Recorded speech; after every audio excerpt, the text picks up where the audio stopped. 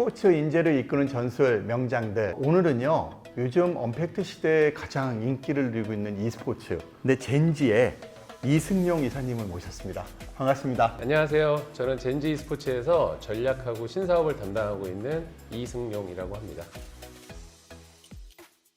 2018년도 세계 e스포츠 시장의 매출 규모가요, 약 9억 600만 달러래요. 하나로 치면 9,821억 원이고 2021년에는 벌써 16억 5천만 달러래요. 언팩트 시대 때문에 더 많이 늘어난 것 같은 그런 생각이 들고요. 성장하고 있는 e스포츠지만 이야기들이 되게 많은 것 같아요. 지금 2022년에 항저우 아시안게임에 e스포츠가 정식 종목으로 채택이 되잖아요. 일단 팩트로 이제 아시안 게임에 처음으로 정식 종목으로 6개 메달이 이제 확정이 됐는데요. 종목이 어떤 건지는 정해지지 않았습니다. 조금 시간이 걸릴 거라고 보이는데 어쨌든 아시안 게임 같은 국제 스포츠 이벤트에 e스포츠라는 것이 처음으로 들어갔기 때문에 굉장히 의미 있는 사건이라고 생각을 하고, 향후에 이제 그게 올림픽까지 또는 월드컵까지 어떤 식으로 이어질지가 굉장히 좀 관건이고요. 요즘에 그 올림픽이나 월드컵, 아시안 게임 등이 젊은 세대를 포용하기 위해서 굉장히 좀 적극적으로 움직이고 있다. 그런 식으로 좀 받아들이고 있습니다. e스포츠에 대해서 간략하게 설명을 하면 어떨까? 제가 e스포츠를 대표하는 사람은 아니지만 지금 현상을 한번 지켜봤을 때 e스포츠라는 걸 원래 일종의 이제 게임으로 경쟁을 하는 거 아니겠습니까? 그래서 이 경쟁이라는 측면 때문에 스포츠적 속성을 많이 가지고 있는 뭐 친구 같은 느낌? 이렇게 이해하시면 좋을 것 같고, 저희가 어릴 때는 오락실이라는 게 있었어요. 오락실에서 모든 거를 경쟁하고 막 이랬었는데, 그게 어느 순간 PC 세대가 되면서 또는 모바일 시대가 되면서 더 많은 어린 친구들이 PC와 모바일로 게임을 즐기기 시작했고, 그걸 통해서 뭐 제일 잘하는 사람을 가리고 싶고 경쟁에서 이기고 싶고 그런 게 이제 문화가 돼버린 거죠. 그래서 그거에 익숙해진 세대들이 점점 자라면서 그걸 제일 잘하는 사람을 보면서 마치 스포츠 스타를 좋아하듯이 열광하게 되고, 그리고 그런 산업이 점점 커지니까 그거랑 비슷하게 그 주변을 둘러싼 방송 제작이라든지 팀, 뭐 구단 이런 것들이 생기기 시작한 게 e스포츠가 아닌가 생각합니다. e스포츠가 가지고 있는 여러 가지 방면 중에서 정말 스포츠냐 이런 이야기들도 많이 하거든요. Yes or No로 물어보면 Yes로 대답을 하는데, 저는 그렇게 물어보지 않으면 이렇게 많이 대답을 해요. e스포츠든 스포츠든 다 그냥 컨텐츠 산업이다. 사람들이 소비하는 굉장히 여러 컨텐츠 중에 하나인데, 굳이 꼭 그거를 스포츠라고 명명해야 되는 이유는 나중에 그것이 제도화가 될 때 도움이 된다면 저는 스포츠라고 강력하게 얘기를 합니다. 제도화가 된다는 말은 대한체육회 밑으로 협회도 들어가고, 그리고 학원 스포츠도 생기고, 그게 나중에 친구들이 진로를 꿈꿀 때 뭐 대학교까지도 가고 그 뒤에 직업을 가질 수 있는, 그 이후에 은퇴 후 생활까지도 책임져 주는 게 정착이 될 거라면 저는 스포츠라고 강력하게 얘기를 하는 편입니다. e스포츠 산업 내에도 여러 가지 직업군이 있는 것 같아요. 어떤 것들이 있나요? 사실은 이게 이제 뭐 스포츠 관련되신 분들 많이 나오시잖아요. 굉장히 유사합니다. 저도 실은 스포츠 쪽에 오래 있었던 사람이니까 그 부분을 사실은 10분 활용해서 이쪽으로 넘어올 수 있었던 것 같아요. 예를 들면 이제 지금 프로 스포츠 산업에서 가장 핵심적인 건 선수가 있죠. 그러면 게임에도 프로 게이머가 있겠죠. 그리고 그분들을 가르치시고 이기기 위해서 전술을 짜주는 코치 감독이 있죠. 그리고 그 앞에서 일하는 프런트가 있죠. e스포츠도 완전히 동일합니다.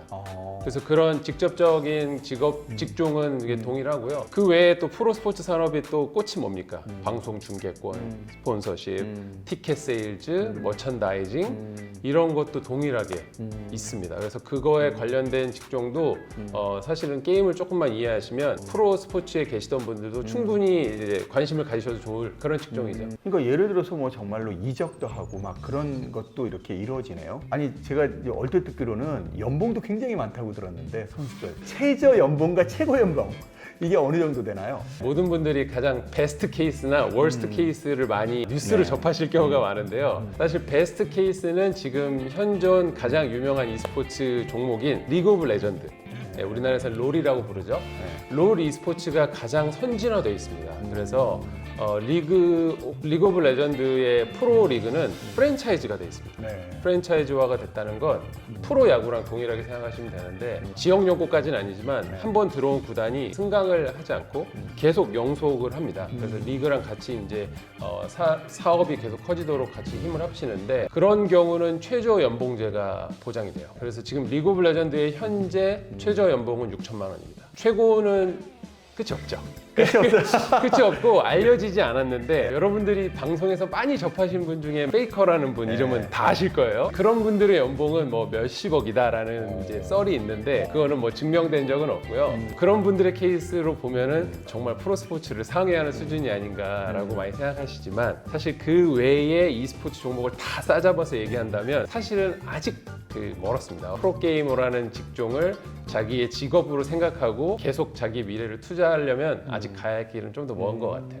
이 e스포츠는 어떤 산업하고 이렇게 좀 협업이 되고 있는 게 있나요? 그렇죠. 아무래도 이게 게임이지 않습니까? 게임이면 이제 게임을 개발한 게임 개발사가 가장 이 모든 산업의 중심이 될 수밖에 없죠. 가장 크게 실은 집중하고 있는 분야는 플랫폼 비즈니스예요. 유튜브, 트위치, 네이버, 아프리카 TV. 여러분들도 이미 다 굉장히 익숙한 플랫폼인데 그게 e스포츠랑 정말 밀접하게 연결이 돼 있고 정말 많은 사람들이 소비하는 컨텐츠 중에 게임과 e스포츠가 들어있기 때문에 그 플랫폼들이 굉장히 많은 비용을 내더라도 그 컨텐츠를 들여오는 겁니다. 그게 이제 좀 특징적이라고 할 수 있겠네요. 이전에는 게임을 하면 정말 나쁜 애. 근데 요즘은 사회적인 인식이 많이 변했죠. 많이 변했죠. 예. 근데 하신 말씀도 여전히 맞습니다. 그러니까 여전히 그 부모님들 세대는 자녀가 게임에 너무 많은 시간을 투자하는 거를 싫어하시고 저도 이제 애 아빠로서 제가 좀 있으면 이제 초등학교를 가는데 그런 고민을 안 할 수가 없어요. 이 게임이 가진 매력이란 거는 쉽게 빠져나오기가 어렵거든요. 하지만 그렇다고 이제 이거를 닫아버려가지고 못하게 해서 버블 효과가 생기는 것보다는 사실 정확하게 오히려 양지로 꺼내서 이거를 통제해서 할 수 있는 방법을 가르쳐 주는 게 맞다고 보거든요. e스포츠가 더 활성화되고 이 양지로 올라오는 것은 어떻게 보면 게임만 열심히 해서 학교도 뭐 포기하고 이런 친구들이 뭐 유명한 사람이 돼서 꿈을 심어주는 것보다는 사실은 더 많은 친구들이 통제된 생활화에서 학업도 포기하지 않고 자기의 꿈을 이루는 데 있어서 도움이 되는 한 새로운 문화의 방향이 되는 게 맞거든요. 그게 저희 젠지 e스포츠가 바라보는 방향이에요. 근데 만약에 예를 들어서 취준생 입장에서 e스포츠 산업 현장에 일하고 싶다.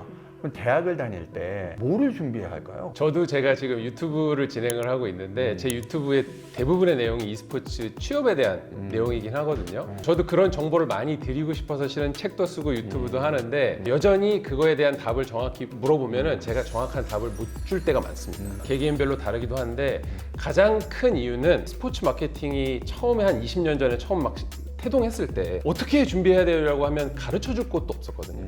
근데 지금 와서 생각해 보시면 2021년에 스포츠 경영을 전문으로 가르치는 학교가 얼마나 많습니까? 현장 실습할 수 있는 방향도 너무 많거든요. 그래서 지금은 명확한 길을 제시해 줄 수 없는데 그래서 기회입니다. 누구에게나 기회가 열려 있어요. 그래서 더 많은 사람들이 어떤 방식으로라도 네트워킹도 하고 공부도 하고 현장에서 실습을 많이 하면은 기회가 오히려 열리죠. 1편에서는 전반적인 이야기를 했고 우리가 2편에서는 좀 더 자세한 내용을 가지고 만나는 걸로 하겠습니다. 네, 알겠습니다. 고맙습니다.